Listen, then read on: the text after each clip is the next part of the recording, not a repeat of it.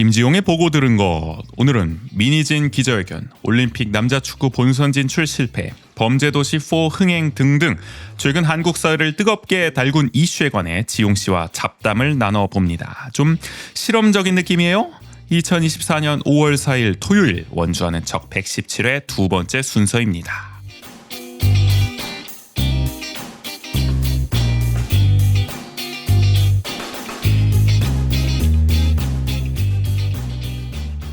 세상을 바꾸는 관심 아는 척에서 시작합니다. 강원도 원주를 이야기하는 풀뿌리 팟캐스트 원주하는 척 조은재입니다. 국인 씨 옆에 있고요. 안녕하세요.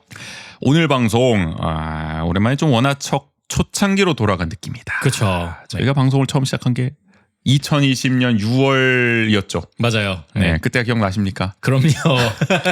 아주 생생했던 꿈과 희망이 넘치던. 아니 네. 꿈과 희망은 모르겠고 약간 더웠다. 많이 엄청. 넘죠. 국인 씨 차에서 처음. 맞아요. 그때 방송 들어보시면 아시겠지만 뭐 주제는 있었는데 거의 뭐 아무 말이나 하다가 끝나거든요. 그때 뭐 저희 모토도 어쨌든 정신없는 수다 방송이었기 때문에. 그렇죠. 네. 그래서 오늘은 좀 그 감성을 어쩌다 보니까 좀 살리게 됐던 것 같아요. 네. 녹음을 마치고 나서 든 생각, 뭔 얘기를 한 거야 도대체 우리가? 뭐 이런 생각도 들긴 했거든요. 그래서 원주와 어쨌든 원주 아는 척이지만 저희가 반드시 원주에 관련된 이야기만 하는 건 아닙니다. 네네. 가끔씩 이렇게 원주에 사는 사람들이 이 한국 사회 이슈에 관해서 좀 논평해본다. 맞아요. 뭐 어떤 생각 가지고 있는지. 그렇지. 네. 뭐 그러니까 또 서울 놈들만 이야기할 수 있냐? 우리도 할 수 있다. 맞아요. 그 약간 시각이 다를 수도 있기 때문에. 그렇게 다르진 않은 것 같아요. 근데 솔직히. 네. 뭐 그런 의미로 기획을 해봤고요. 보고 들은 것은 저희가 계속 좀 방향을 좀 바꿔가 보려고 해요. 맞아요. 어떤 포맷이 좀 좋을까. 그래서 좀 그 실험 와중에 오늘은 좀 이렇게 진행을 해봤다. 이번에는 어떻게 보면은 김지용의 보고 들은 것이라는 약간 그 타이틀 자체에 되게 집중했던 느낌. 진짜 뭘 보고 들었냐에 네. 맞춰서 이번엔 준비를 해봤습니다. 그러니까 앞으로 뭐 저희 어제 예고도 했지만 개편도 진행할 예정이니까 조금씩 바꿔 나가도록 하겠습니다. 관련해서 네네. 의견 주시면 또 감사할 것 같고요. 그러면 오늘 117회 2부 보고 들은 것 본격적으로 시작해 보겠습니다.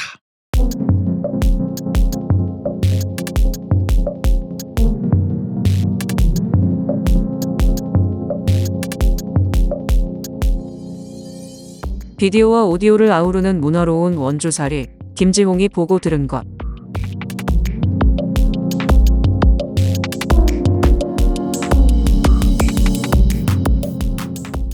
자, 보고 들은 것 어김없이 김지용님 나와주셨습니다. 어서 오세요. 안녕하세요.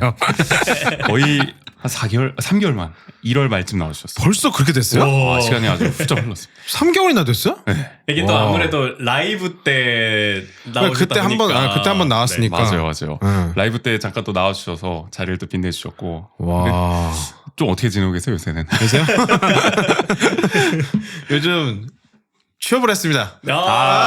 축하드립니다. 직장을 구했습니다. 이 어려운 시기 속. 이 험난한 세상 속에서 살아남을 한 8개월의 계약을. 마음에 드시나요? 새로운 직장은? 사실 이제 적응 중인데, 막 정신 없긴 해요. 그쵸. 뭐 좋고 말고를 구분할 그 겨를은 없고. 얼마 그냥 되신 거예요 그러면? 4월 8일부터 출근했으니까 진짜? 네. 한 이제 딱 한 달 다 돼가네요. 한 달 남짓 돼가는 거죠. 그리고 2주 동안은 교육만 받았어요. 일단은 예. 그 뭐 행정교육은 아니고 그 문화도시 관련된 그 교수님들이나 아니면 관계자분들이 와가지고 좀 약간 수업 역량 워크숍처럼. 역량 워크숍 같이 해주셨는데 일단 어딜 발표되는 취직했는지를 거죠? 말도 안 하고 충주 문화도시에 지금 다니고 있습니다. 충주로 가셨습니다. 네, 충주 그래요. 문화도시 다니고 있습니다. 왜 원주 문화도시에 안 가시고. 아니 뭐 공고가 나야 가지. 지금 공고가 안 나는데. 원주에서 충주로 지금 출퇴근을 하고 계시네요. 네, 출퇴근하고 있습니다. 좀 어떻게 보면 힘겨운 또 강행군을 매일 또 하고 계십니다. 그러니까요. 50분. 하루 거의 2시간. 근데 1시간 40분. 거기 직장까지 가는데 50분이에요. 네. 그러면은 엄청 생각보다는 네. 그래서 따져봤죠 사실. 뭐 우리가 너무 편하게 다녔으니까 그동안. 사실 서울 경기에서 다니는 사람들은 뭐 50분 1시간은 뭐 기본적으로 생각하는 사실 출근 시간이잖아요. 여차하면 2시간 걸리시고. 맞아요. 네. 그러니까 뭐 내가 여기서 불평불만할 그건 없고. 왜 그래도 서울과 그리고 막히는 50분이면 내가 조금 스트레스를 받을 텐데 달리는 50분이더라. 그렇죠. 맞아요, 네. 맞아요. 좀 드라이브 느낌이 좀 나니까. 네, 그냥 뭐 오고 가면서 조금씩 앞뒤로 좀 쉬는 정도인 것 같아요. 그러니까 왜냐면은 저도 문막으로 이렇게 다닐 때 이렇게 출근할 때는 진짜 빨리 가는데 네. 퇴근할 때가 이제 꽤 막혀요. 거기가. 문막 진짜 은근히 네. 러시아워지. 그래가지고 저도 진짜 오래 걸리면 한 40분 문막에서 관설동 오는데 와. 그랬던 경험도 있어가지고 저도 근데 6시에 땡 치고 나오면은 여기 도착할 때쯤이 한 6시 50분에서 7시 사이잖아요. 네네. 그럼 이제 또 그 막힌 시간 조금 지났어. 약간 뚫렸어. 그래가지고 또 입성할 땐 또 편하게 입성하고. 괜찮고. 네. 그나마 좀 스트레스가 덜할 수 있는 네. 요인인 것 같습니다. 하여간 새로운 직장에서 시작하시는 지용 씨와 함께 보고 들은 것도 좀 새롭게 약간 좀 방식을 좀 개편을 해서 말이죠.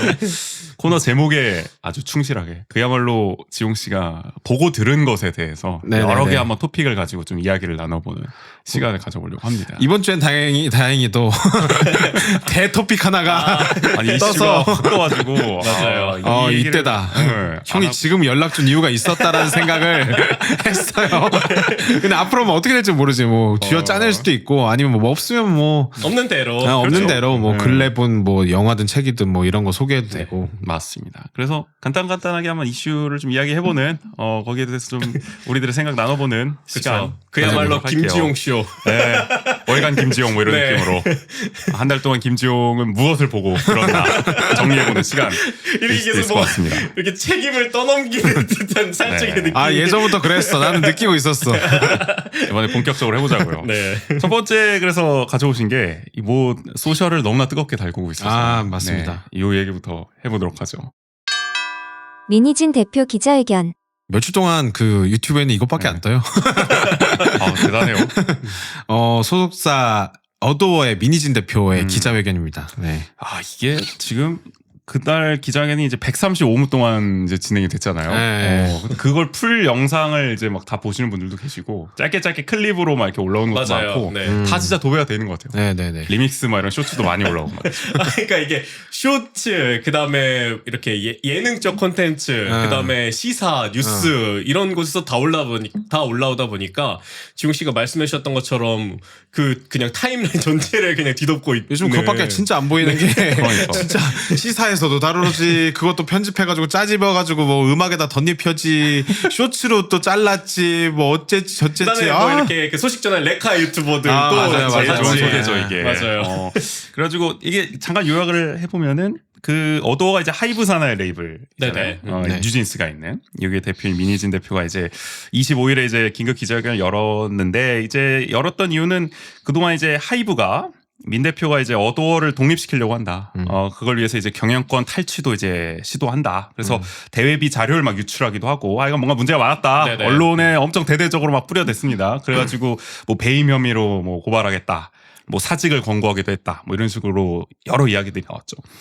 이때까지만 해도 어쨌든 뭔가 민희진 대표가 되게 문제가 많았던 것처럼 막 비춰지기도 하고 여론이 어쨌든 하이브 쪽으로 좀 제가 볼 때는 맞아요. 기운 느낌이었어요. 네. 그 전에 피프티 문제도 있었고 그렇죠. 그런 소속사와 관련된 이런 문제들에 대해서 보는 시각이 약간 조금 민감도가 올라가 있는 상태이기도 했고 그러다 보니까 이제 그 전에 한 일주일 정도 됐을 거예요 뉴스가 올라온 지가 그때만 막 뭐 드디어 뭐 본색을 드러냈네 뭐 이런 본색을 뜨니까 뭐 이제 와서 뭐 이런 얘기들이 많았죠. 저희가 배신 요구 이런 느낌으로 맞아요. 프레임이 짜여졌었어요. 맞아요. 이 당시에는. 그러니까 그리고 이거는 그러니까 어떻게 보면은 피프티와 비슷하면서도 조금 달랐던 건 민희진 대표가 총각 기획자로서의 역량은 다들 뭐 인정한다 뭐 그러면서도 그럴 거면 애초에 그 하이브 도움 받아서 왜 만들었냐 이런 얘기가 나오면서 그러면서 또 민희진 대표를 질타하는 목이 메어요? 왜 이렇게 표현이 많이 비슷한 억울한 일이 있었던 것처럼 그러니까. 왜 감정이입을 말이 쉽게 안 하는 나오시는 거야? 것 같아요. 그러니까요. 어쨌든 그랬는데 이제 민 대표는 뭐 반박을 했죠. 경영권 탈취가 이제 구조적으로 불가능하다. 그러니까 네. 8대2 구조다. 하이브가 8을 갖고 있고 2를 이제 어도어가 갖고 있는데 내가 어떻게 무슨 수를 써서 이 8대2 구조를 뒤집냐. 그러니까 이거 구조적으로 애초에 가능하지가 않은 일이었고 오히려 뭐 뉴진스가 그동안 차별적 대우를 받아왔다. 이 어도어에 비롯한 이 산하의 이제 아티스트 다른 하이브 산하의 다른 아티스트 그룹에 비해서 그리고 뭐 결정적으로는 하이브가 내놓은 그 아일릿 이라는 걸그룹이 어쨌든 거의 뉴진스와 비슷한 컨셉이나 맞아요. 뭐 이런 분위기를 좀 뽐내면서 하니까 카피했다. 뉴진스를 카피한 거 아니냐 사실상. 그러니까 이거는 아무리 같은 레이블 산하에 있다고는 하지만 상도덕이 아닌 거 아니냐. 뭐 이런 식으로 이제 반박을 하기도 했습니다. 그러다가 이제 기자회견을 이렇게 열게 된 건데 이 기자회견을 기점으로 여론이 상당히 또 반전되는 모습을 보여주고 있죠. 그래서 진짜 극적이었다라는 생각이 드는 것 같아요. 또 드라마 같았어요.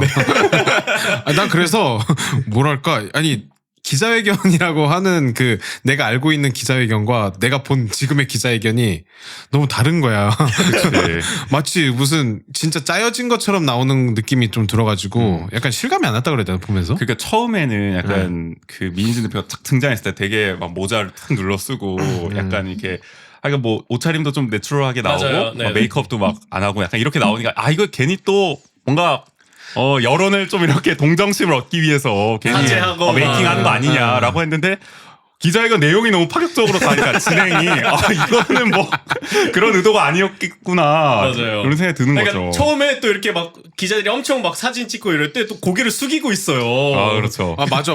나는 그래서 처음부터 이제 막 이러고 있잖아요. 사진 찍지 불편하다고 네, 이제 맞아, 플래시가 너무 많으니까. 그래서 이러고 있는 거를 그 장면을 딱 봤어. 처음에 그 장면을 보고 이제 클릭을 한 건데 난 벌써부터 우는 줄 알았어. 시작도 안 했는데 우는 줄 알았어. 처음에. 그때만 해도 댓글적으로 안 좋았어. 맞아. 또 그러나 시작이다 진짜. 그렇지만 약간 그거 그 뒤집히는데 30분밖에 안 걸리더라. 그러니까.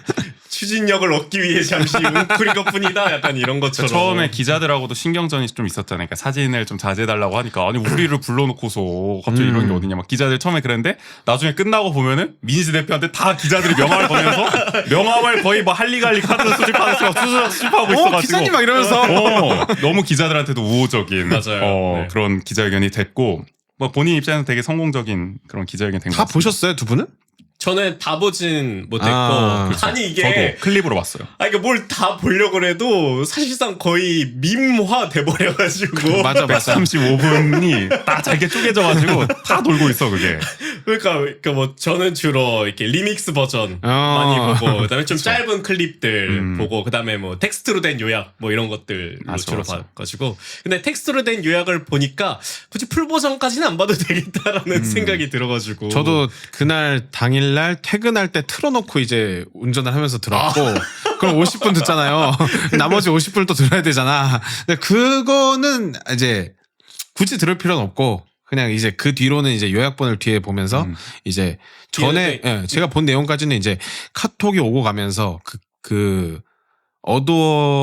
이게 처음에 들어간 게 빅히트래요. 처음에 들어간 거는. 맞아요. 네. 빅히트로 이제 들어가게 된 그 과정이나 그 다음에 뉴진스를 만드는 과정에서의 이제 약간의 불협화 요 정도를 얘기를 듣고 이제 저는 껐고 그 뒤로는 이제 나머지는 뉴스로 봤는데 뭐 욕이 막 나왔다길래 그 어쨌든 좀 듣고 싶잖아. 너무 신기한 어떻게 일이지. 욕을 했을까라는 생각이 근데 드니까. 초반 파트에는 욕을 그렇게 많이 안 해요? 없어요. 초반 파트는 욕이 거의 없고 사실 뭐 약간의 그 막 선을 수위를 넘을 것 같은 뭐 이런 순간들이 있긴 하지만 그 욕까지는 없고 일단은 그냥 그 상황을 조금 브리핑하는 형태로 처음에는 그 우호적인 어떤 이 상황과 그리고 중간에 그 뉴진스가 잘 되면서 그 뉴진스를 차리는 과정에서의 그 알력 일종의 그리고 그 지금의 멤버를 꾸리는 과정에서도의 이제 빅히트의 어떤 알력이 있었다는 과정을 얘기하는 것까지 봤어요. 그때 욕이 없었어. 야, 근데 초반에 어려운 시기를 조금 그냥 함께 하셨던 거네요. 차라리. 그치. 네.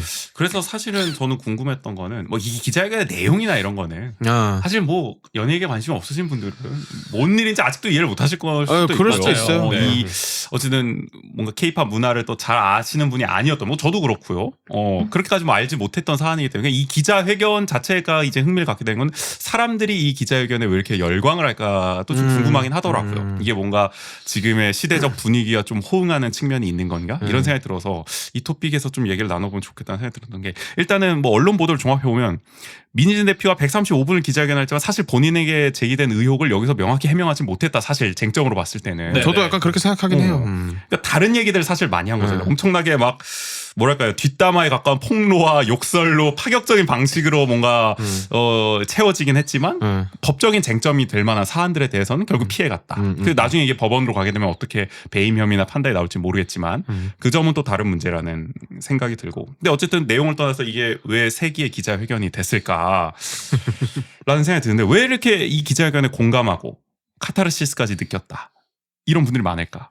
어떻게 생각하세요? 일단은 초반부터 그 계속해서 이제 강조했던 부분이 난 직장인으로서의 최선을 다했을 뿐인데 이 경영권 탈취라는 것 자체가 나에게 씌워진 프레임이고 난 이것에 대해서 의문을 제기하거나 한 적이 단 한 번도 없이 뭐 대화나 이런 걸 통해서 뭐 그러니까 문제가 있었던 건 맞지만 본인이 사실 생각지도 않았던 문제를 또 그 회사에서는 자기 기사화가 된 것에 대한 격분이었다고 느껴져요, 저는. 예. 난 대표와의 뒷담화나 아니면 그 본인이 약간 제기했던 그 아일릿에 대한 문제 뭐 이런 것들을 통해서 뭐 약간 그런 것들의 기분은 나빠할 수 있지만 왜 갑자기 경영권 탈취라는 데서 일단 의문이 첫 번째로 그 사람이 든 것 같고 그 다음에 이제 그 과정에서 본인의 일단 뭐 약간 자의식 과잉이라고 평가하는 사람들도 있잖아요, 사실. 근데 어쨌든 자기 일에 대한 자부심이나 이런 것들이 굉장한 사람이라고 느껴졌기 때문에 내가 이렇게 일을 열심히 했고 회사에 도움을 줬는데 어떻게 그 몇 번의 이유로 경영권 탈취라는 말도 안 되는 프레임을 나한테 씌웠냐. 이 과정이었던 것 같아요. 저는 제가 그러니까 이게 아까는 아까도 배신이었죠. 그러니까 어떤 그 뜨니까 배신한 거 아니냐, 키워준 은혜를 모르고. 근데 이건 또 반대로 전환을 시킨 거죠. 내가 이렇게 열심히 일했는데, 그래서 내 일한 거에 대해서 위에 경영진은 날 배신하고 날 내치려고 하고. 그러니까 완전 전환을 한 거죠. 완전 바꿔서 내가 띄워놓으니까 이제 그거를 배신해서 나를 내치려고 한다. 이 정도로 받아들였던 것 같아요. 그러니까 이게 보편적 정서를 건드린 것 같아요. 한 번쯤 직장 생활 하다 보면은. 맞아요. 그러니까 나는 정말 뼈 빠지게 열심히 일했는데 결국 윗선이 그걸 안 알아주고 나를 버리려고 하고 나한테 책임을 전가했던 그런 경험들을 민희진한테 감정이입을 하면서 좀 공감하는 그런 게 된 게 아닌가? 맞아요. 결국에는? 그리고 또 저는 약간 이렇게까지 이슈가 된 것 중에 하나는 그러니까 보통 기자회견이나 아니면 어떤 의혹이 나오거나 이러면은 그거를 그러니까 좀 더 적극적으로 어떤 면에서는 조금 변명하는데 1차적인 목표가 있는 거잖아요. 근데 그거보다도 저는 이렇게 이 자리가 물론 자기를 변호하거나 그런 부분도 있기는 했지만 그 기저에 깔려 있는 게 당당함이라는 게 엄청 깔려 있기 때문에 그러니까 의혹이 있거나 이랬을 때 보통 막 아니 땐 굴뚝이 연기 나겠어 이렇게 얘기를 하면서 그러다 보니까 기자회견을 하는 당사자도 어떤 면에서는 약간 방어적인 자세에서 이렇게 하는 경우가 많은데 그러니까 민희진 대표 같은 경우에는 그게 거의 전혀 보이지 않는 그러니까 거의 막 당당함 한 100% 1000% 있는 사람이니까 그러니까 이렇게 뭐 막 비속어가 나오고 그런 것도 그런 부분에서 이게 당당함이 어떻게 보면 너무 억울하니까 이게 우라처럼 나오게 되는 걸로 보여지면서 사람들이 더욱더 좀 열광하게 된 거 아닐까라는 생각이 드는 것 같아요. 그래서 뭐 그 다른 뭐 뉴스나 이런 데서도 뭐 연예 기자들 사이에서는 원래 연예부 기자의 기준을 뭐 경력을 이렇게 좌우하는 게 나훈아 기자회견을 봤냐 안 봤냐였는데 근데 이제는 뭐 민희진 기자회견을 봤냐 못 봤냐가 그걸 좌우하게 될 거다 뭐 이렇게 얘기한 것처럼 그렇게도 좀 많이 비교가 되는 것 같더라고요. 네. 그런 점에서 그 저도 이제 미디어학을 전공 이제 했는데 기사 많이 나온 게 미디어학 교수들이 이 기자회견에 엄청 관심이 많다. 그러니까 기존의 어떤 우리가 기자회견이나 미디어를 다루는 데 익숙한 그 고리타분한 이론을 보면 하여간 감성을 절제하고 뭔가 정말 최대한 대중들한테 그 뭐 좀 어쨌든 논리적으로 좀 설득한 모습을 보여줘야 된다. 너무 호소하면 안 된다. 어떻게 보면 역풍이 불 수가 있으니까. 근데 이거는 완전히 그냥 감정을 드러내는 방향으로 갔잖아요. 근데 이걸 봤을 때 제가 볼 땐 어쨌든 민희진 대표가 미디어의 변화한 환경을 되게 영리하게 잘 이용하는 것 같아요. 그러니까 유튜브의 시대가 되고 클립이나 쇼츠로 무한 반복되고 막 리믹스가 되고 이런 시대에 이것이 어떻게 퍼질 때 여론에 가장 적절할까 했을 때 뭔가 이런 식으로 그냥 정제 없이 여과 없이 뭔가 거의 뒷담화 하듯이 얘기를 하는 게 오히려 통할 수도 있겠다는 걸 너무 이거를 잘 간파를 하고 한 게 아닌가. 근데 너무 감정적이었어가지고 과연 그 계산까지 있었을까라는 의문이 있기는 한데 본능적으로 해서 더 놀라운 거고. 천재 기획자잖아요. 아 그것도 맞아 그러니까 사실. 여론을 어쨌든 굉장히 잘 맞아요. 아는 사람이다. 그러니까 그러다 보니까 어떤 이 사안에 대해서 명확한 어떤 논리적 해명이나 그런 게 화제가 되는 게 아니라 그러니까 그런 문장들이 화제가 많이 되고 있잖아요. 뭐 맞다이라든지 그러니까 그러면서 뭐 그러니까 그게 개저씨 이런 표현도 맞아요. 네. 그러니까 우리가 뭐 유리천장이 어떻고 뭐 성차별이 어떻고 이런 문장을 하는 게 아니라 그냥 개저씨란 표현 하나로 다 이해를 시켜버리는 맞아요. 거지. 그러니까 정말 단순화시킨 어떤 메시지로 그냥 대중들한테 딱 꽂혀버린 거죠. 그렇죠. 그리고 이거 맞다이 하자고 이래 버리니까 그러니까 거기에서 어떻게 보면은 되게 기울어진 권력의 구조 속에서 이 싸움이 계속 이어질 수도 있었는데, 그러니까 아이브란 엄청 큰 기획사 회사와 어떤 개인 이렇게 될 수 있었는데 그게 마치 한순간에 대등해져 버리는 듯한 이제 그 포지셔닝을 또 새롭게 설정한 게 아닌가 그리고 생각도 들고요. 하이브의 그 방식에 절대 대응할 수 없는 방식이잖아요. 이건 결국 이건 미니지만 할 수 있는 방식이잖아요. 그쵸, 이걸 못하죠. 어떻게 반박을 할 거야? 그러니까 하이브가 내놓은 입장도 그거잖아요. 너무나 그 왜곡된 사실과 거짓 정보가 많아 하나하나 일일이 반박하기가 어렵지만 뭐 이건 나중에 언론 대응을 하겠지만은 하여간 오늘은 여기서 일일이 대응하지 않고 줄인다 뭐 이런 식으로 하니까 대중들은 이미 거기서부터 그렇죠. 이 바람과 파도를 오히려 더 불러 이렇게 크게 그렇죠. 만들어 버리는. 또 그것도 회사 성명으로 나온 거잖아요. 그것도. 그쵸. 당황한 기색이 역력했고 이 하이브에서 그 성명의 행간을 보더라도 여러모로 여론전에서는 확실히 뭐 민희진 대표가 역시 우위를 점한 게 아닌가 싶고 맞아요. 그리고 이게 또 중간에 의도한 건지는 아닌 것 같긴 한데 이게 막 변호사가 제재한 모습도 보이고 모르죠, 그것도. 그 경업 금지였나요? 그 부분에 또 이게 딱 살짝 던지면서 결국 그러니까 이게 경영권 그 탈취라는 게 애초에 불가능했던 거다. 그리고 경영권 탈취에 애초에 관심이 없는 것처럼 프레임을 본인이 이제 이 기자회견을 통해서 만든 것도 여론전에 확실한 맞아요. 도움을 줄 네. 것 같아요. 자기도 직접 뭐 피프티 사건을 언급하면서 나 그렇게 멍청한 사람 아니다. 막 이렇게 얘기를 하기도 하고요. 그러니까 나는 이제 이런 걸 보면 생각한 게 억울함에 대한 어떤 이런 게 있는 거지. 시대 정신이잖아요. 우린 다 억울하단 말이죠. 하나씩 우리가 볼 때 터무니없어도 아니 뭐 연봉 아니 뭐 종부세 내는 사람도 억울하다 그러고 자기 종부세 내는 거 하다못해 재벌들도 억울하다 그러고 그쵸, 뭐 그쵸. 다 억울하다고 하는 상황에서 어쨌든 미희진 대표도 엄청 억울함을 아예 기자회견에서 노골적으로 얘기했잖아요. 나는 그게 시대 정신에 진실과 상관없이 부응한 것 같아요. 미희진 대표가 정말 뭐 경영권 탈취를 했든 안 했든 뭐 그런 거 관계가 없어. 다만 한 어떤 사람의 이 억울함을 호소하는 것에 그냥 감정적으로 이끌리는 거예요, 사람들은. 네네. 그리고 뭐 채팅창에 그런 게 올라왔다 그러잖아요. 라이브 스트리밍 할 때 막 민희진 대표랑 소주 한잔 하는 것 같다. 나 소주 한잔 하고 있다 같이. 맞아. 그런 것도 많았어요. 진짜 그냥 네. 툭 터놓고 얘기하는 느낌. 그냥 내 말을 대신 해주는 것 같은 공식석상에서 정말 상상도 할 수 없는 자리에서 그냥 그런 거에 매력을 많이 느끼지 않았을까 싶은 생각이 들고요. 약간 이해가 안 갔던 건 이제 일부 여론에서는 그래도 어쨌든 하이브에 돈이 투자된 거 아니냐.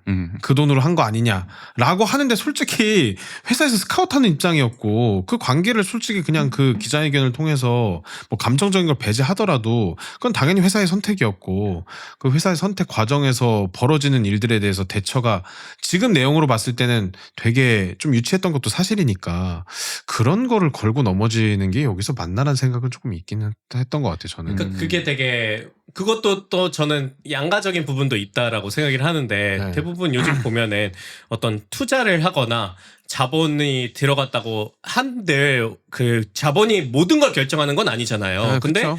또 일각에서는 그 자본이 모든 거인 것처럼 얘기를 하다 보니까 또 그런 주장이 계속 나오는 게 아닐까라는 생각도 들고요. 네. 맞아요. 그리고 뭐 하이브 자산을 굉장히 이용했다는 식으로 이제 뭐 그냥 결과론적인 것만 따지고 보면 사실 맞기도 맞고 뭐 그런 것도 맞긴 한데 그 뉴진스가 만들어지는 과정이나 뭐 민희진 대표가 전적으로 결정할 수 있는 부분에서의 회사의 뭐 민희진 대표 말에 따르면 어느 정도의 방해라고 따지면 본인은 하이브 유산을 그렇게 크게 이용했다고 본인은 생각하지 않는 것 같은데 뭐 이건 다 차치하고 일단은 그 경영과 탈취에 대한 말이 사실 그 해명이 시원하게 된 건 아니고 그러다 보니까 뭐 법적에서 결과를 봐야죠 뭐 법적으로.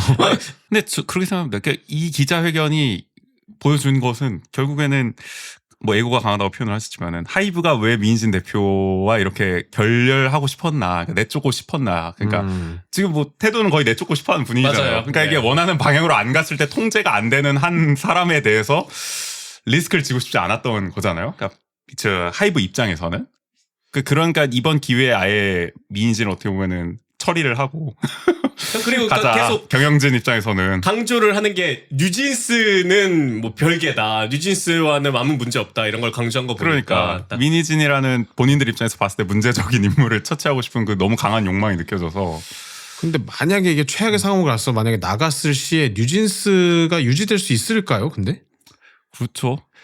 사실 뭐 지금 전적으로 뉴진스의 모든 저작권은 어쨌든 하이브에 귀속되어 있는 게 맞는데 그게 나온다고 그냥 같이 나올 수 있을까? 그래서 뭐 이런 그 커뮤니티에 보니까 그러니까 이번 앨범 활동까지는 하고 그 뒤로는 계속 투어를 돌릴 거다. 그러니까 그렇게 해서 그러니까 뭔가 새롭게 더 그걸 하는 게 아니라 이미 형성된 그 자산을 뭐 계속 이용해 먹지 않겠느냐 뭐 이런 얘기도 있기는 하더라고요. 그러면 네. 새로운 게 릴리즈되기보다는 그냥 기존의 걸 가지고 계속 투어를 돌릴 것이다. 네네. 그러면 아쉬운데. 뭐 K-팝 산업 입장에서야 좋은 일은 아닐 것 같습니다. 맞아요. 네. 여러 가지 얘기가 나왔잖아요. 그러니까 민희진 대표가 어쨌든 뭐 어도에서 이제 계약 해지를 해서 뉴진스를 데리고 나와서 새로운 레이블을 차릴 거다. 뭐 이런 얘기도 있고 여러 가지 추측이 있기 때문에 뭐 어떻게 될지는 알 수가 없는 것 같고. 근데 어쨌든 저는 봤을 때는 이 기자회견이 여론을 움직이는 데 성공했어도 좋은 기자회견은 아니라고 생각을 해요. 그 목적은 달성을 했지만 민희진에 대한 리스크를 더 보여준 기자회견 아닙니까? 그러니까 그쵸.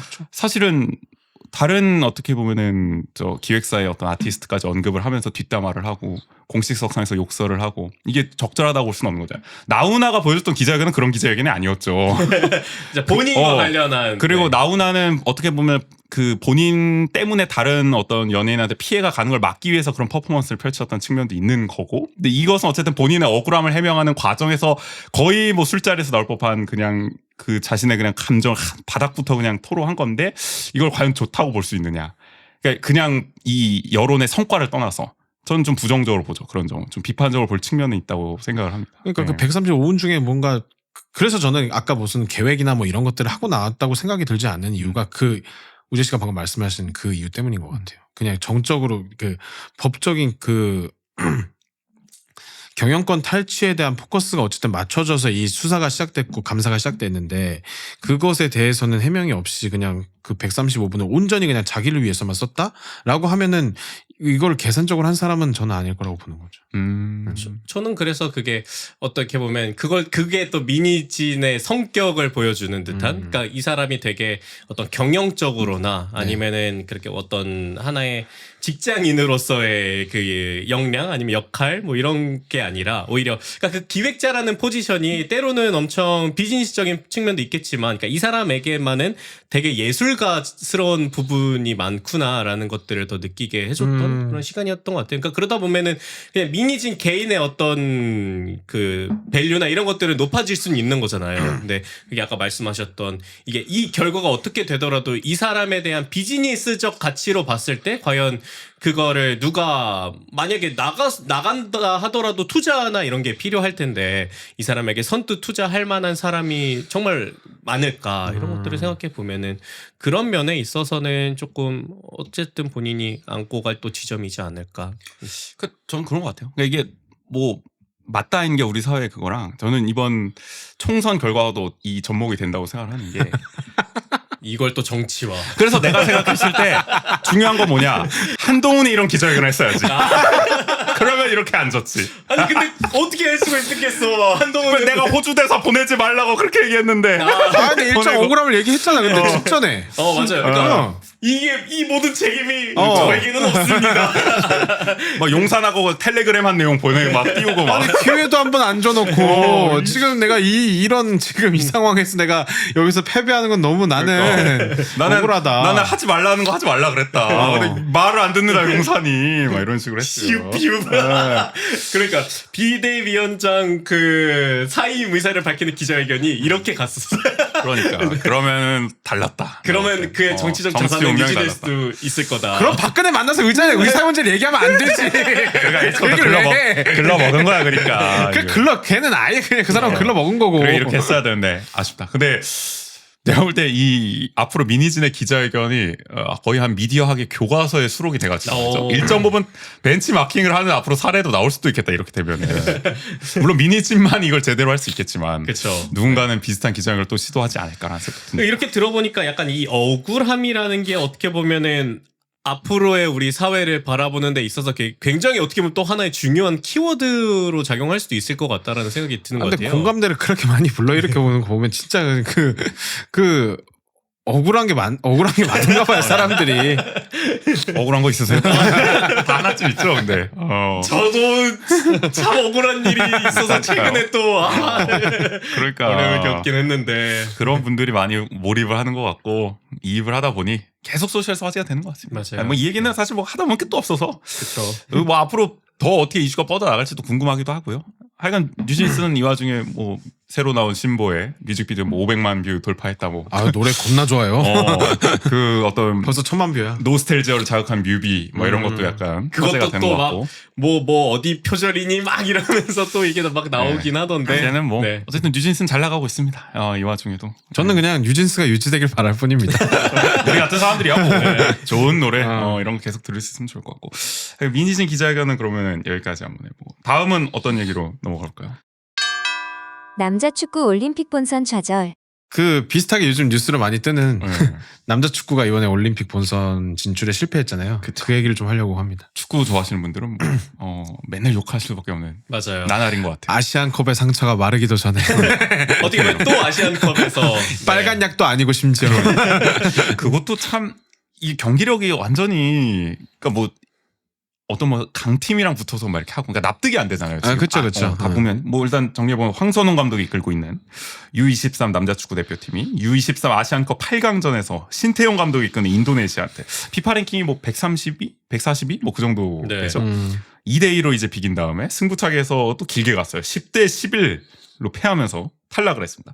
3위 안에 들어야 이 대회에서 본선에 직행하고 4위 최소 4위를 해야 이제 플레이오프라도 해서 뭐 이렇게 여지를 남겨둘 텐데 해가지고. 뭐 5위로 떨어졌습니다. 지금 그러면서 10회 연속 올림픽 본선 진출이 무산됐고요. 40년 만에 이제 올림픽 무대에 남자 축구가 나가지 못하게 됐다. 그렇죠. 저희는 올림픽을 못 나간 축구 대표팀을 본 적이 처음인 없어요. 거예요. 아니, 그러니까 2030 세대는 역사적인 다 일이에요. 봤던 거야. 축하해야 될 일이에요, 사실. 우린 역사를 함께해서 사실 축배를 들어야 되는 일이야. 그러니까 이게 우리가 월드컵도 그렇지만 막 월드컵 몇 회 연속 진출이라고는 하지만 아마 우리 세대 또래들은 사실은 월드컵에 나가는 게 그냥 당연한 일이었잖아요. 그렇죠. 뭐 거의 본선 뭐 그 직행 티켓이 있는 것 같은. 특히나 맞아요. 올림픽은 더더욱. 네, 그리고 자동 맞아요. 출전과 그러니까 월드컵이야 약간 몇 번의 위기가 있었지만 정말 못 나가나 이런 시기가 있었지만 올림픽을 못 나간다는 건 진짜 상상도 못했던 거여서. 근데 네. 그렇네요. 생각해 보니까. 근데 이게 그러니까 맞물려 있는 거죠. 계속. 그러니까 아시안컵의 실패 그리고 그러니까 아시안컵 실패고 남자 축구가 저 태국하고도 한번 비겼잖아요. 맞아요. 월터에서. 네. 그러니까 월드컵 월드컵도 게다가 또 임시 감독도 한성훈 감독 갑자기 선임하면서. 근데 월드컵도 지금 사실 뭐 안정적이라 할 수 없어요. 맞아. 지금 뭐 설마 못 나갈까 싶긴 하지만 네. 뭐 또 그 깨끗한 경기력을 보여주고 있는 건 아니야. 근데 그 와중에 올림픽도 이러니까 진짜 한국 축구 암흑기냐. 진짜 우리가 태어나서 본 이래가 없는 그런 얘기까지 나올 정도는 맞아요. 거죠. 근데 연이어 사람들이 이렇게. 더 열받는 건 자기가 태어나서 본 이래 없는 완벽한 스쿼드가 지금 있는 상태에서 제일 위기론이 대두되는 시기인 거를 더 납득을 못하는 거죠, 사람들은. 그러니까 지금 사실 올림픽 팀도 세대가 황금 세대라고 불릴 정도로 뭐 양현준도 있고 이현주도 있고 뭐 배준호도 있고 김지수 막 이런 해외파에서 뛰는 정말 역대 한국 어느 정말 이 올림픽 대표팀보다 화려한 명단을 또 구축할 수가 있는 상황에 놓여 있는데 탈락이야. 그렇죠. 이번 유럽파들이 이번엔 못 나갔다 그러더라고요. 아 차출이 안 됐죠. 이 네, 대회는 차출이 안 예선은. 됐다고. 그러니까 본선에 나갔으면 역대급 성적을 한번 기대해 볼 수 있는 메달이라. 또 근데 그 핑계를 대더라. 근데 그 핑계를 대긴 인도네시아잖아. 그런가? 아 해외파 차출 못한 거. 해외파 차출 못했다. 그거는 좀 그래. 그건 그분이 그렇게 맞아요. 됐죠. 기자가. 그건 좀 그래. 아니 그리고 그거 제외하더라도 지금 이미 K리그에서 다들 활약을 하고 있는 그렇지. 선수들. 그러니까요. 멤버 굉장히 좋은데 K리그 네. 멤버들도. 난 그래서 좀 아쉽고요. 그래서 하여간 우리 뭐 지금 핵심은 그겁니다. 정몽규는 언제 물러나는 거냐? 이게 결국 이 아저씨 근데 몇 년 했어요? 거의 3임까지 하고 내가 볼때 한 2010 몇 년부터 했던 걸로 기억하는데 맞아요. 12년? 네. 막 13년? 12년, 13년? 10년 넘었죠 지금 네. 벌써 정몽규 체제가. 근데 참 이게 그러니까 이건 제가 막 축구를 본격적으로 약간 주의 깊게 보기 시작했던 때부터 네. 사실 축협 얘기는 이게 한 번은 좋게 흘러간 적이 없는 것 같아요. 맞아요. 네. 그렇죠. 좋게 나온 적이 없어요. 그러니까 진짜 그 파울로 벤투 감독을 선임할 때 뭐 김판곤 위원장이라든지 있을 때 잠깐 우리나라에 뭔가 이런 제대로 된 체계를 갖춘 뭐 선임 과정이라든지 축협 임원들이 있구나라는 것이 되게 이례적인 일이었지 항상 뭐 그 문제로 지적되게 됐던 축협이었죠. 보니까 13년부터 했으니까 한 11년 정도 지금 하고 있는 건데, 그러니까 이게 그런 것 같습니다. 이게 클린스만은 어쨌든 사퇴를 했고 위약금 많이 받고 계시지만은 네. 그러니까 왜 정몽규는 근데 안 물러나냐 끝까지. 그러니까 이게 책임을 안 지는 거에 대해서 더 축구 팬들은 많이 분노를 하고 있는 거잖아요. 그쵸. 뭐 다 감독한테 화살을 쏟고. 그러니까 그 예전부터 이제 계속 뭐 요즘 특히나 더 대두되고 있긴 하지만 설명이라도 해라 나와서 뭐 말이라도 해줘야 될 거 아니냐. 근데 뭐 그 과정도 지금 다 뭐 기술위원장 바꿔가면서 한번 또 넘겼고 네네. 감독은 어쨌든 사퇴하면서 또 한번 그걸 넘겼고 뭐 이렇게 몇 번씩 넘기는데 지금 막 오히려 이게 또 기회인 것 같기도 해요. 근데 저는 또 이게 다시 또 이제 약간 뭐 때문에 은근슬쩍 또 넘어가긴 하거든요. 뭐 여론이야 계속 뭐 모든 댓글에 계속 축구 관련 댓글에는 뭐 정몽규 사퇴하라 라는 댓글이 아직도 도배가 되고 있긴 하지만 또 은근슬쩍 스리슬쩍 넘어가는 이 와중에 이제 다시 한번 또 뉴스가 나오는 거죠. 그러니까 그런 얘기 했잖아요. 만약에 아시안컵 이 U23 아시안컵을 잘 치러서 그다음에 뭐 우승을 하거나 아니면 최소 본선에 진출하면은 뭐 황선홍 감독이 내정되어 있었다 이런 얘기도 흘러나오기도 성인 하고요. 대표팀까지. 그러니까 그 얘기가 가능성이 나오더라고요. 있었을 것 같아요. 맞아요. 근데 지금 보면은 뭐 하여간 뭐 그런 분들이 있어요. 말씀하신 것처럼 올림픽 떨어졌으니까 이게 좀 계기가 됐으면 좋겠다. 축협의 물갈이 되는. 그래서 일각에서는 신태용 감독이 나라를 위하는 마음으로 그러니까 신태용이 욕을 안 먹어. 아, 맞아. 인도네시아 이것저것 잘했다 그러잖아. 대단하더라. 신태용 언젠가는 국대 감독 해달라.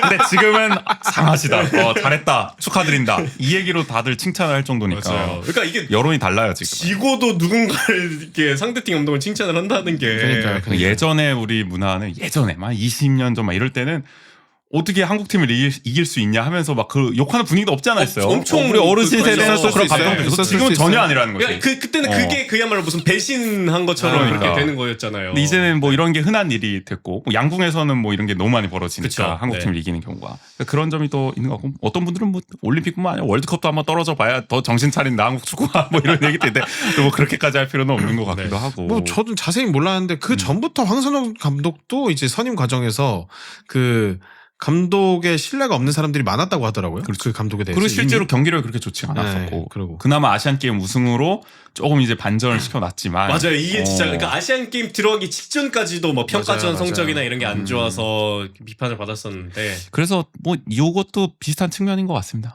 책임을 지지 않는 사람들 또 설명을 하지 않는 어떤 답답함.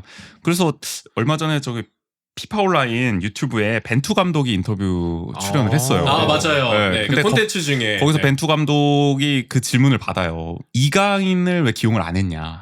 근데 거기서 벤투가 막 설명하는 거예요. 이강인은 수비적 역할이 약했다. 근데 그래서 내가 내 축구와 전술을 짤 때 맞지 않는 측면이 있었다. 근데 나중에 월드컵 앞두고 이강인이 수비적인 역할을 좀 강화해 왔더라. 그래서 내가 교체 투입을 할 수가 있었던 거다. 그래서 이런 식으로 설명을 어쨌든 하니까 납득이 되는 거지. 아 그런 이유 때문에 이런 상황이 벌어졌던 거구나. 네네. 근데 솔직히 근데 그 당시에도 벤투 감독이 그 얘기를 안 했어요. 그렇긴 했었죠. 그러니까 라인업을 거기에 계속 대해서. 변경하지 않는 지점에서 그때도 욕을 되게 많이 먹었던 것도 사실 그것도 맞아. 근데 차라리 근데 나는 벤투는 그래도 자기가 왜 이 선수를 뽑았는지 설명했어. 그러니까 대표팀 명단 발표한잖아. 왜 선발을 했고, 맞아요. 네. 이 선수의 어떤 점에 주목을 했고, 근데 우리 클린스만은 그 뭐 거의 화상으로 발표를 하고 뭐 저기 잘리고 나서도 뭐 독일 언론인가 어디 나가가지고 계속 욕하고 다니고. 맞아요. 그리고 그 부분을 굉장히 막 가십처럼 얘기하잖아요. 그러니까 이강인과 손흥민의 갈등을 그런 게 너무 답답한 거죠. 아직도 얘기하더라고요. 근데 얼마 며칠 전에 기사가 나더라고요. 네. 그러니까 그게 또 그리고 벤투 감독 그 월드컵 체제 이후에 최태우 코치가 그 아마 이천수 그 유튜브에 나와서 얘기를 했는데, 그러니까 선수 선발 과정에서의 시스템이 또 있던 거죠. 그러니까 우리가 기본적으로 우리 전술에 맞는 선수의 풀을 뭐 K 뭐 1뿐만이 아니라 뭐 K2 뭐 이렇게 쭉 있고, 그다음에 그 선수들을 다 계속 체크를 한대요. 현장에 직접 가서 보거나 아니면 이런 식으로. 그래서 그 명단 내에서 추리는 과정이 있었다고 하더라고요. 그래서 우리가 봤을 때는 막 라인업이 막 많이 바뀌지 않는 지점들도 굉장히 많이 비판을 했었잖아요. 네. 근데 거기 내부 시스템 안에서는 그런 일정한 풀을 가지고 계속 고민을 했었다. 이런 걸 보면은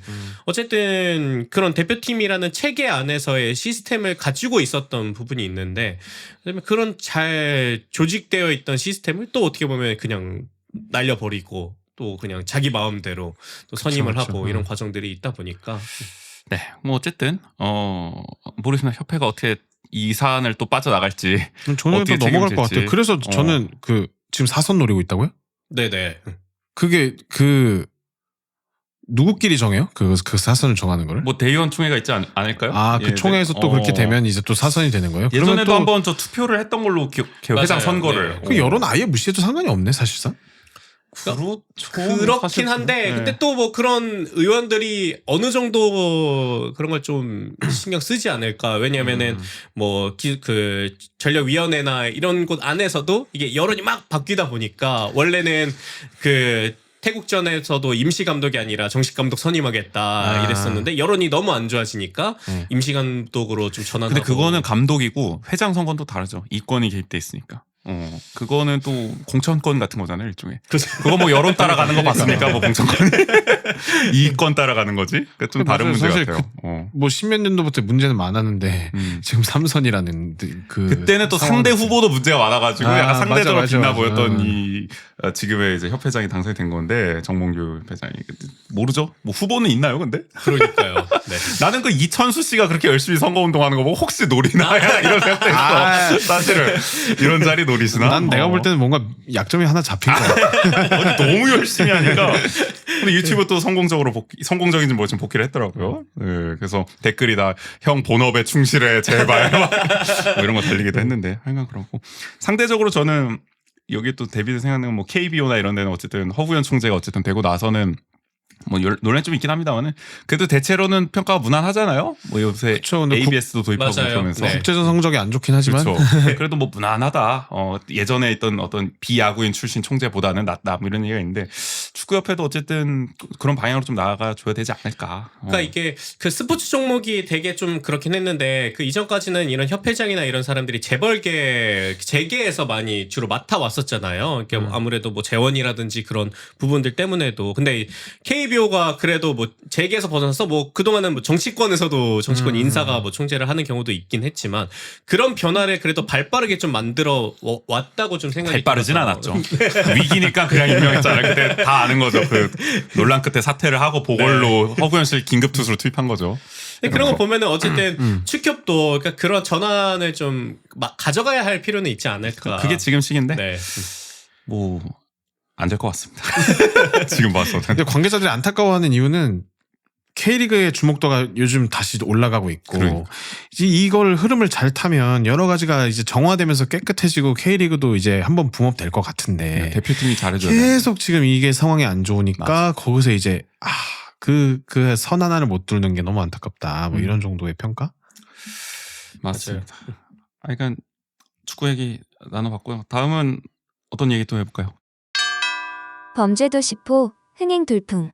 나 몰랐어요. 400만 돌파했대요. 극장 가면 다 이걸로 뒤덮여 있어서. 야. 범죄도시 4가 이제 이번 주 개봉한 거죠, 그러면? 그렇죠. 네, 이번 주 24일. 개봉했다고 합니다. 네. 죽지도 않고 또 왔어요. 이게 8편까지 나오는 거죠? 지금 계획이 되어 있다고 하더라고요. 그쵸. 그래서 사실상 그 페이지 1의 마무리다 이게 라고 이제 평가를 하는데 페이지가 있나요 이게? 계속 나올 것 같은데? 오. 저는 오히려 3가 약간 페이지 전환이었다라고 생각이 조금 들기는 하거든요. 근데 오히려 네. 이번 영화는 다시 또 약간 그 2랑 조금 비슷하고 결이 가깝다? 이 정도의 평가를 하던 것 같더라고요. 이번이 뭐 불법 도박이랑 이제 사이버 문제를 막 다뤘다고 하는데 네네네네. 뭐 늘 비슷한 소재 같습니다. 뭐 저번에는 마약이었고. 맞아요. 네. 어. 그러니까 이게 실제로 그 당시에 있었던 사건들을 모티브 해가지고 그쵸. 만든다고 네. 하잖아요. 네. 그래서 지금 400만이니까 거의 1000만 유력합니다. 네네. 3편 연속 1000만 관객 돌파. 야. 뭐 이런 시리즈가 한국 영화 역사에 있었나 싶은 생각도 들긴 하는데 일단은 다들 뭐 아직 보시지는 않은 것 같고 보실 계획이세요? 사실 이게 그 보지 않고 이걸 언급한다는 것 자체가 참 잘못된 일이긴 한데요. 아이고 우리가 뭐 네. 솔직하게 말씀드리면 별로 안 보고 싶어요. 왜요? 그 이번 4편의 감독이 허명행 감독인데 그 전작이 이제 넷플릭스에서 개봉했던 황야예요. 아. 황야 그것도 마동석 네, 배우가 맞아요, 주연으로 맞아요. 나왔었던, 네. 한 15분 봤거든요.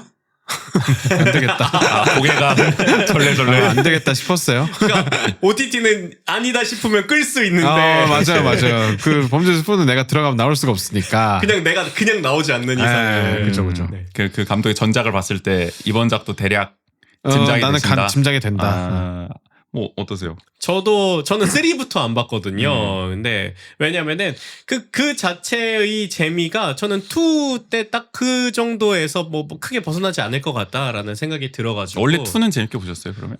2 그러니까 뭐 시리즈를 좀 1이나 2나? 1은 조금 재밌게 봤고, 그러니까 2는 1의 재미를 좀 연장선상에서 좀 봤었는데, 그러니까 근데 1, 2 둘 다 막 엄청 제 스타일의 영화는 아니었어가지고, 어떤 점이 좀 달랐어요?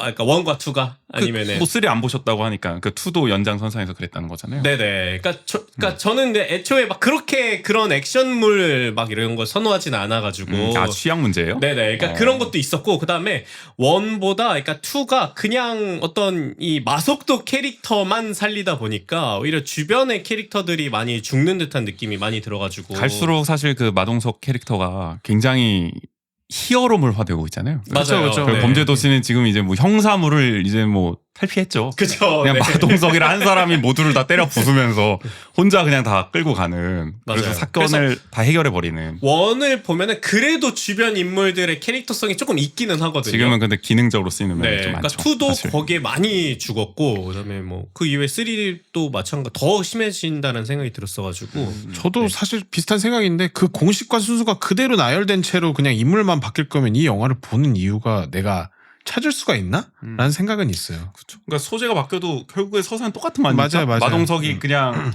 사실 별다른 위기도 안 겪어 이거는. 맞아요, 이번에. 맞아요. 3도 그냥 사실 별로 때려 맞지도 않습니다. 결국에 그냥 마동석이 거의 부산행에서 좀비 때려 잡듯이 그냥 다 때려 부수다가 다 해결하는 내용이니까. 심지어 뭐 히어로물이라면은 그 중간에 히어로가 꺾이는 순간이라도 만들어 놓는데 마속도는 그렇지도 않아요. 역경도 없어요. 이제. 네, 역경도 맞아요. 없어요. 그러니까 뭐 아이언맨이나 이런 걸 보더라도 굉장히 큰 막 역경이나 이런 걸 겪잖아요. 그냥 주변 인물이 몇 명 더 죽어나갈 뿐입니다. 그냥. 그리고 나는 이렇게 생각합니다. 이제 우리 한국 사회의 시대 정신 중에도 또 생각하는데 도파민 시대 아닙니까 지금? 네네. 민희진의 기자회견도 우리에게 엄청난 도파민을 조국 혁신당도 우리에게 엄청난 도파민을 안겨주고 있죠. 그죠? 3년 너무 길다라는 정말 구호를 통해서 이 범죄도시도 처음부터 끝까지 그냥 도파민을 넘치게 해줘야 돼. 역경 이런 거 필요 없는 거야. 지루하게 역경 이런 거 왜 넣어? 답답해 미치지. 빨리 그냥 다 때려 부수라는 거야 처음부터 끝까지. 거의 약간 유튜브 요약본 같은 영화를 원하는 거죠. 2시간 내내.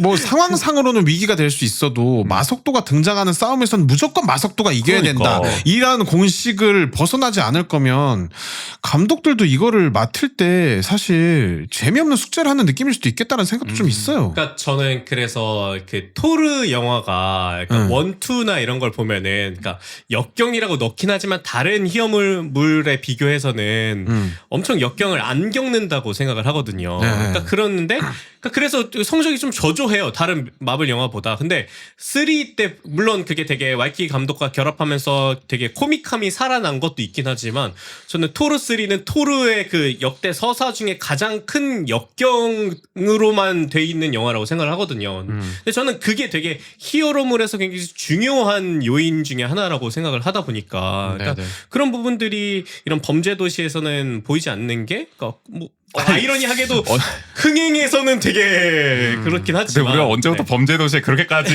작품성을 요구하게 됐나 싶은 생각도 듭니다. 네. 그래서 저는 굳이 이 영화를 봐야겠다는 이유를 찾기가 힘든 그런 그쵸. 게 있는 것 같아요. 근데 뭐 어떻게 만들어도 뭐 1000만이 되니까. 맞아요. 지금은 뭐 사실 뭐 될 수 있는 데까지 만들면은 뭐 제작자나 배급사 입장에서는 좋은 거 아니겠어요? 맞아요. 그러니까 이게 뭐 앞으로 8편까지 나온다는데 뭐. 계속 1000만을 만약에 가정한다고 하더라도 그렇게 더 공을 들일 뭐 유인책도 없는 거고요, 네네. 사실은. 근데 저는 기본적으로 사실 범죄도시 같은 영화를 별로 안 좋아하는데 그러니까 이게 네네. 그런 거잖아요. 막 그거죠. 그러니까 범죄자 놈들한테 인권이 어디 있어? 약간 이런 류잖아요. 그러니까 기본적인 서사가 맞아요. 그쵸, 그쵸. 네. 다 그냥 정의의 그냥 주먹으로 진실의 방으로 대표되는 그런. 맞아요. 수사하는 과정에서도 뭐 어떻게 그렇고. 보면은 요즘에 어떤 이런 수사나 사법 시스템에 대한 불신을 이 영화는 건들고 있는 거죠. 그러니까 어차피 범죄자가 저렇게 인권 보호받으면서 날뛰는 세상에 그런 걸 왜 우리가 보호해줘야 되냐? 이럴 때 마동석 같은 이런 캐릭터가 나와가지고 나는 근데 맞불을 넣는 사실 거지. 범죄 그 마석도가 때려 잡은 다음에 그 뒤를 봐야 돼요. 형을 몇 년을 받는지 뒤를 봐야 돼. 마석도가 때린다고 그 사람이 그러니까.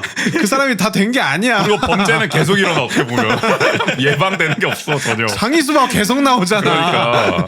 그러니까 이런 어떤 시대 정신을 또 반영을 해주고 있다. 네네. 이 영화는. 그래서 아마 계속 흥행이 되는 거겠죠. 그런 맞아요. 좀 그리고 감사합니다. 이런 영화들이 특히 이렇게 쇼츠로 뽑기가 좋잖아요. 딱 그런 장면들 아니면은 네. 범죄도시 안에서도 액션뿐만이 아니라 그런 뭐 한 컷에서의 그냥 짧은 유머들 뭐 이런 게 있다 보니까 그게 결합이 돼서 또 흥행을 하는 게 아닐까. 맞아요. 네. 그러니까 저는 사실 그렇게 생각. 제가 그렇다고 뭐 범죄도시 같은 영화를 안 좋아하지만 이런 내용을 그렇다고 이 영화를 만드는 사람들을 막 비판하고 싶지 않은 게 그러니까 이 감정 그런 거죠. 이 영화가 이렇게 흥행을 한다는 건 결국은 한국의 어떤 수사나 사법 당국이 또 반성을 해야 될 지점 아니겠습니까? 걔네들이 제대로 시스템이 안 할래요. 굴러간다면 시스템이 굴러갔다면 사람들이 이런 영화에 크게 호응을 안 할 수도 있죠. 하지만 그런 것이 제대로 작동을 하지 않으니까 네네. 이런 어떤 인권을 좀 무시하는 또는 자력 부재, 뭐 더글로리 같은 콘텐츠도 마찬가지고 그런 것이 계속 인기를 끄는 게 아닌가. 맞아요. 그 빈센조나 이런 것도 네. 보더라도 그런 다크 히어로물도 그 요 몇 년 새에 굉장히 흥행을 했잖아요. 그러니까 그쵸, 그런 드라마 요즘 너무 많죠. 맞아요. 그러니까 뭐 법으로는 그걸 할 수 없다. 뭐 정확히 이름은 비질란테? 비질란테. 그 영화 그 드라마도 마찬가지고 모범 택시 맞아요. 그 SBS에서 모범 한 택시. 드라마. 맞아. 그런 류의 약간 장르물들이 흥행하는 것도 아까 우재 씨가 말씀하신 그런 요인이지 그렇다니까요. 않을까. 네. 앞으로 계속 인기를 끌 거예요. 우리 한국 수사 당국과 사법 당국 이래서는 그런 생각이 듭니다. 뭐 이런 한국인들에게는 슈퍼맨보다는 배트맨이다. 그런 거죠. 그러니까 아까 네. 말한 그런 요인들. 약간 그렇습니다. 그러니까 이제 상업 영화의 어떤 대표적인 격이 됐네요. 범죄 도시는 이렇게 흥행을 계속 하고 있으니까. 맞아요. 근데 오늘 이 얘기도 한번 물어보고 싶었던 게 최근에 아마 이 얘기도 한번 좀 얘기를 하고 싶으셨다고 하셔가지고 상업 영화에 대비되게 어쨌든 지금 정부 들어서는 또 독립 영화라든지 이런 작은 영화에 대한 또 지원을 많이 또 줄어들고 있는 상황이잖아요. 일단은 단적으로 영진이에 대한 그 지원 사업의 규모가 엄청 많이 줄어가지고 이번에도 그 영화 제작과는 조금 다른 결이지만 이번에 그 영화제 지원 관련돼서 이제 전국 단위로 영진이에서 심사를 받고 광주 독립 영화제를 제외한 모든 영화제는 다 국제 영화제와 네, 좀 큰 규모제의 영화제들 그런 규모의 영화제들만 지금 선정 대상으로 지금 뽑혀 있는 상태입니다. 네. 이 얘기를 왜 드리려면은 갑자기 사실 지금 범죄도시 나올 때마다 얘기 나오는 게 스크린 독과점이다. 그러니까 너무 맞아요. 차지한다. 네. 대형 배급사라. 그러니까 영화의 다양성이 계속 훼손되고 있다는 얘기가 나오고 있잖아요. 네네네. 그래서 물론 범죄도시가 그렇다는 건 아니지만 뭐 만들어진 1000만이다 뭐 이런 얘기도 나오고 사실 일부 영화들은 그쵸. 그러니까 네. 그런 상황에서 이런 다양성을 확보해 나가는 그런 작업들이 지금 한국 영화에는 필요한 상황인데 오히려 좀 역행을 하고 상업 영화 중심이 더 강화되는 상황인데 그 기반이 될 수 있는 어쨌든 작은 영화에 대한 제작 지원 지금 말씀해 주신 건 영화제지만 지역에 있는 작은 영화제에 대한 지원도 계속 줄어드는 이것은 상당히 또 모순적이다는 생각이 들어서 이 얘기를 좀 이제 나눠보려고 하는 거거든요. 어쨌든 저는 약간 그 뭐 지원 사업이나 그 상업 영화에서의 그 투자와 어떤 비즈니스적인 그 결과는 당연히 구분이 되어져야 된다는 것도 맞기는 한데 어찌됐든 간에 이렇게 몇 년간 쌓아왔던 요 상황을 그냥 한순간 이렇게 뒤집어 버린다는 것 자체가 조금 이해가 안 갔던 것 같아요. 이번 선택이. 예. 다들 그렇게 생각하시는 것 같고. 맞아요. 그리고 뭐 최근 성명서나 이런 것들이 많이 나오는 것도 심지어 뭐 무주상권 영화제라는 영화제는 경쟁 부분도 있으면서 해외 초청작도 엄청 많고 게다가 누적 관객 수도 몇만 명에 달하는 영화제인데도 지금 준 영화제들은 전부 다 이제 국제 영화제란 이름을 달고 있는 뭐 그런 영화제들만 줬다는 거죠.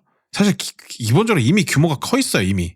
그러니까 그 다양성을 이제 같이 이제 부응하겠다라는 것보다 그냥 일단 안전한 선택을 하겠다라는 것 자체가 너무 좀 별로다. 그러니까 이게 지금 보수 정부의 기조가 계속 어느 사업이든 그렇게 되고 있습니다. 영화제도 선택과 맞아요. 집중 큰 사업에 하고 지방대도 이미 잘 되고 있는 곳을 더 살리겠다. 아 심지어 맞아요. 원조옥상 영화제 많이 바라는 것도 아니야. 나 우리 1,000만 원만 줘도 돼. 그 예산 쪼개서 1,000만 원만 줘도 우리는 영화제 지금 너무 좋다고. 옥상 영화제도 어쨌든 원주의 이런 영화 생태계의 다양성을 더하는데 상당히 기여를 하는 영화제인데. 아, 그쵸. 그럼에도 불구하고 이런 데를 살리지 않고 작년에도 그 지원 관련해서 논란이 많지 않았겠습니까? 네. 올해도 아마 예산이 안 되죠. 작년에는 그 지원 과정에서 어떤 문제가 있었냐면은 이제 시의 승인이 떨어져야 되는 과정에서 그렇죠. 이제 시에서 승인을 안 나서 이제 지원조차 못 해본 공문 안 상황이었고 써줘가지고. 네네. 공문 안 써서 못 해본 상황이고 그게 해결이 된 채로 올해는 이제 지원을 했는데 이제 그 예산 자체 그 예산 축소로 예, 사업이 예산 축소돼서. 축소로 뭐 그래서 면접을 들어갔을 때 첫 마디가 그거였어요. 예산 축소로 뭐 안 될 거다라는 얘기를 사전에 하는 것 같잖아요. 통보를 하는 것 같잖아요. 그러네. 이미 뭐 기대하지 말라고 면접을 이런 하는 얘기네. 과정에서 어떻게 첫 마디 그런 얘기를 왜 하냐고요. 일단은 들어봐야 될 거 아니야. 질문도 조금 뭐 약간 제 딴엔 좀 의아했고요. 면접을 들어갔던 입장에서. 그래서 도대체 어쨌든 기관이라면 심사위원을 구성하는 과정에서 뭐 공정성을 위해서 조금 그 외부 인사들을 초청하는 경우들이 많은데 근데 그것들이 어떻게 보면은 구성을 어떻게 하느냐가 어느 정도 방향성이 보이거든요. 그쵸. 네. 네. 근데 그런 거를 구성을 하는 거는 기관의 저는 역량이라고 봐요. 근데 그렇죠. 그거를 잘못 짰다는 것 자체가 저는 문제라고 보고 그런 것 같아요. 하여간 좀 안타깝습니다. 여러 가지로. 그러니까 네. 막 요즘 OTT 시대가 열리면서 뭐 이렇게 각 OTT마다 한국에 투자를 엄청 많이 하고 있잖아요. 근데 그러면서 항상 많이 지적되는 게 그러니까 물론 뭐 오징어 게임이나 이런 좋은 작품들도 많이 나오긴 하지만 네. 너무 그 규모감이 커지다 보니까 우리의 기대했던 거 우리가 그러니까 OTT가 들어오면서 기대했던 것과 비교했을 때 좋은 작품이 안 나오는 걸 수도 있다. 뭐 이런 얘기가 나오더라고요. 그리고 그렇기 때문에 오히려 더 우리는 역설적으로 이런 이 산업과 현장을 키워내는 고민과 노력들이 필요하다. 그러니까 좋은 연출력을 가진 뭐 감독이라든지 아니면 거기에 맞는 뭐 산업 시스템이라든지 스텝의 풀이라든지 이런 것들이 준비돼야 한다라고 얘기를 하는데 사실 그런 것들을 계속 갖춰 나가는 데 있어서 가장 중요한 단계가 독립영화계인 거잖아요. 그리고 그런 다양성들을 계속 늘려나가는 노력들이 필요한 건데 그러니까 그런 고민들을 지원해야 되는 정부의 입장인 건데 그런 게 좀 계속 줄어드는 것 같아서 그러니까 그런 게 제일 안타까운 것 같아요. 맞아요. 네. 뉴스나 규모감에 가려진 얘기들이 너무 많은 것 같아요. 넷플릭스도 이제 긴축으로 접어들었고 정책을 바꿔서 아마 투자금을 많이 또 줄일 예정이라고 하는데 그러면 더 어떻게 되는 건지. 제발 줄였으면 좋겠습니다. 네. 저는 솔직히 알겠습니다. 말해서. 한국 영화를 위해서는 네, 네, 네. 어떤 점에서 좀 그러세요? 그지 같은 것만 나오니까 그런 면에서 넷플릭스 입장에서는 거의 황야를 한번 꼭 보세요.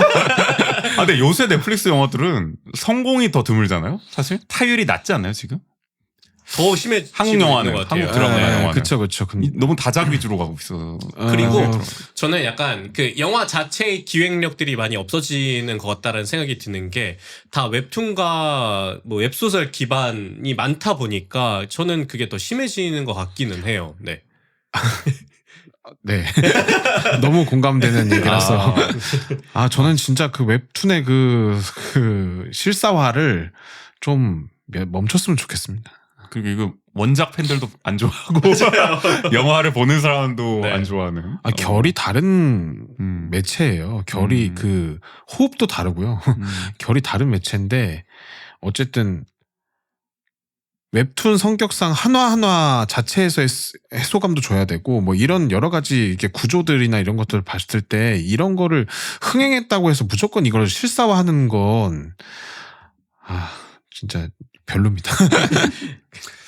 어쨌든 뭐 영화계 얘기하면 또 끝도 없는데 네네. 작은 영화에 대한 고민도 있고 이번 정부 들어서의 저는 아쉬움은 계속 듭니다. 이 기조가 아마 바뀌지는 않을 것 같아서 3년은 너무 길다. 그러니까, 늘 보수 정부 들어설 때마다 이런 문제들이 네. 벌어지니까 네. 안타까운 마음이 들고 크게는 뭐 이렇게 한번 얘기를 나눠봤고 마지막은 또 오랜만에 저희 보고 들은 거 사실 첫 방송 때 노래를 또 이제 추천을 해주셨는데 네네. 네, 마지막 마무리한 차원에서 요즘 듣는 지웅 씨 어떤 노래 좀 들으시는지 추천으로 한번 끝내보면 좋을 것 같습니다. 요즘 듣는 노래 추천. 요즘 두 곡을 듣고 있는데 네. 우리나라 노래고요. 다 옛날 노래입니다. 오, 그 김성호 가수분이 부른 회상이라는 노래. 회상? 네. 오. 그 가족들이 주말에 원주에 놀러 온 적이 있는데 어머니가 갑자기 핸드폰으로 검색을 하더니 너무 좋다고 들려주시는 거예요. 오. 네. 근데 그 전주 KBS에서 만든 영상인가 그걸 보여주시더라고요. 근데 조회수가 500만이 넘었어. KBS인데요? 네. 뭐야? 지역 KBS인데 그래서 들었는데 교수님 한 분이 나와 계시는 거예요. 약간 어르신, 약간 나이 많으신 분. 네, 맞아요, 맞아요. 저 그 영상 저도 본 것 네. 같은데. 네. 근데 노래 목소리가 일단 너무 좋고요. 그분이 라이브로 부르시는 네, 거예요? 그분이 라이브로 부르십니다. 엄청 노래 미성. 맞아요. 그럼 제가 본 영상 맞나? 노래가 너무 좋습니다. 보시는 분은 꼭 한번 들어보세요. 김성호의 회상. 저는 네네. 사실 산울림의 회상밖에 모르는데 궁금합니다. 네. 두 번째는 어떤 건가요? 그리고 두 번째도 이제 옛날 노래 중 하나인 송창식 선생님이 부른 우리는이란 노래입니다. 우리는. 네.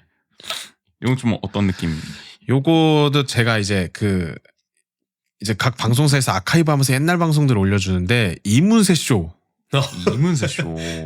이거 언제지? 이소라의 프로포즈 전신 프로그램이에요. 90년대 초반? 95년, 96년 요쯤 때. 96년. 네.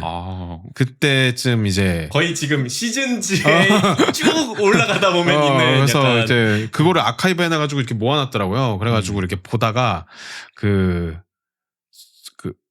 송창식 선생님이 나온 부분을 봤는데 이제 첫 곡에 담배가게 아가씨를 부르고 뭐 인터뷰 좀 하다가 거기서 이제 결혼을 앞둔 그 당시에 결혼을 앞둔 예비 부부들을 한 3커플인가 4커플을 모셔요 무대 위로. 그 이문세 아저씨가 이제 내가 축가 때 부탁해서 송창식 선생님이 나를 위해서 불러줬던 노래다. 그러면서 이제 부부들한테 이제 불러주는데 가사도 그렇고 노래가 너무 좋습니다. 저는 그래서 그 전에 옛날에 라이브를 하신 것도 있고 뭐 녹음본도 있는데 전 되도록 이문세 쇼에 나오셨던 그때 당시에 40대 중반이었나요? 50대인가? 뭐 이게 나이대는 추정이 안 되지만 어쨌든 그 당시 때 조금 젊었을 때 부르는 것보다 조금 더 약간 연륜이 있고 무르익은 그 목소리로 딱 그 불러주는 그 느낌이 그리고 너무 가면은 너무 약간 이렇게 노래 범주를 넘어서 하셔가지고 요즘에는 아니 그래도 공식 음악 방송에선 노래를 하세요. 아니 거의 싱잉 랩의 수준으로 이제 요즘엔 많이 오셔가지고 그 적정 시기가 또 중요한 게 아닌가. 맞아요. 그래서 이문세 쇼에 나왔던 송창식의 우리는을 저는 이걸 또 모든 분들이 꼭 들어봤으면 좋겠다. 여기서 그냥 틀어주시네요. 아니 가사를 좀 보려고 틀었는데 네. 가사가 없네요. 아까 회상은 전주 MBC 나온 걸로 보셔야 되고. 네네. 근데 요즘 옛날 노래 많이 들으시네요. 어쩌다 보니. 뭐 이것저것 듣는 거죠 사실. 예전으로 돌아가게 되는. 우리 한번 이런 얘기도 해보자고 한 적이 있었잖아요. 우리가 갈수록 좀 예전 노래를 많이 듣게 된다. 맞아요, 요즘 맞아요. 노래가. 맞아. 새로 나온 걸 막 이렇게 찾아 듣기보다는. 근데 이게 또 유튜브에서 그런 예전 자료를 아카이빙해서 올려주다 보니까 사람들도 맞아요. 많이 또 찾게 그게 되는 또 것 같아요. 약간 새로운 노래 발견하는 느낌이기도 하고요. 네. 내가 몰랐던 노래면 그죠. 약간 새로운 노래이기도 하죠. 저는 신곡 듣는 느낌으로 들어요. 그렇죠. 사실. 맞아. 저도 두 곡 다 모르는 노래여가지고 한번 들어봐야겠습니다.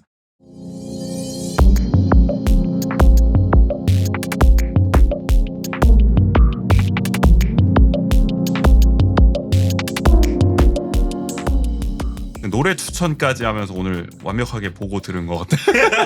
완결성 있게 네. 좀 마무리를 할 수 있는 것 같고. 깔끔한데요. 이런 식으로 한번 이슈를 저희가 한번 이렇게 좀 논평을 해보고 지용 씨 생각을 좀 들어보는 시간으로 앞으로 보고 들은 것 마련해 보도록 하겠습니다. 오늘 여기까지 그러면은 진행을 해보도록 하고요. 지용 씨와는 전 또 언제 오나? 5월 말인가요, 저? 지금 이 방송에 나가는 거요? 방송 나가는 것도 그렇고 제가 다음에 초대되는 그 이게 이제 월간 시기. 김지용으로 해서 그러면 한 뭐 이게 5월에 나가니까 이제 6월 뭐 7월 괜찮으시면 다음엔 좀 그러면은 네. 그 지금 한 일주일간의 이슈잖아요. 네. 조금 길게 보고 그렇죠. 텀을 좀 정말 한 두고 달 약간 동안 길게 보고 이렇게. 좀 오겠습니다. 네네. 네. 좋습니다. 그럼 오늘은 지용 씨와 여기서 인사 나누도록 하겠습니다. 오늘 나오셔서 감사합니다. 감사합니다. 제가 녹음한 지 한 일주일 정도가 지났는데요. 이 민희진 대표 기자회견은 확 폭발했다가 말이죠. 그 당시에 저희가 녹음할 때만 하더라도 지금은 조금 살짝 또 식은 것 같기도 맞아요. 하고 그냥 밈으로만 남아서 그냥 좀 이렇게 약간 잔잔하게 이어지고 있는 것 같습니다. 가끔 뭐 리믹스 하나씩 올라오고 그렇죠. 그리고 또 이게 어. 뭐 여론의 분위기도 조금씩 또 바뀌는 지점들도 있기도 하고 계속 언론을 통해서 뭐 민희진 대표가 뭐 풋옵션 관련한 이야기도 나오고 네네. 뭐 전속계약 해지를 추진했다 뭐 이런 얘기도 나오고 그러면서 이 여론전과 법정 공방이 앞으로 또 지루하게 펼쳐질 예정이기 때문에 그쵸. 그런 네. 점에서 봤을 때 뭐 폭발적인 이 이슈는 또 금방 또 식을 수밖에 없잖아요. 네. 우리 또 다이내믹 코리아 아니겠습니까? 아주 막 불타올랐다가 맞아요. 또 언제 그랬냐는데 다른 이슈로 또 확 넘어가는. 근데 또 이게 뭐 여러 유튜브 콘텐츠에서 약간 패러디로는 계속 활용되고 있는 것 같아가지고 아마 뭐 SNL도 아마 또 준비하고 있겠죠. 그쵸, 이미 나왔나? 네. 그건 모르겠지만은. 그러면 또 한번 또 리바이벌이 되고 그럴 것 같습니다만은. 그러니까 저희도 좀 늦었다는 생각이 들 정도로 너무 빨라요. 세상이. 그러니까요. 이거 쉽지 않은 것 같아요. 이슈를 다룬다는 거는. 하여간 그렇습니다.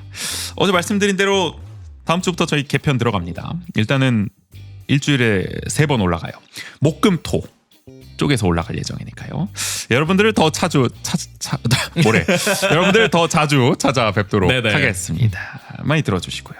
오늘 117회 2부는 여기서 마무리하겠습니다. 지금까지 진행의 정재 조gin이었습니다. 모두 안녕.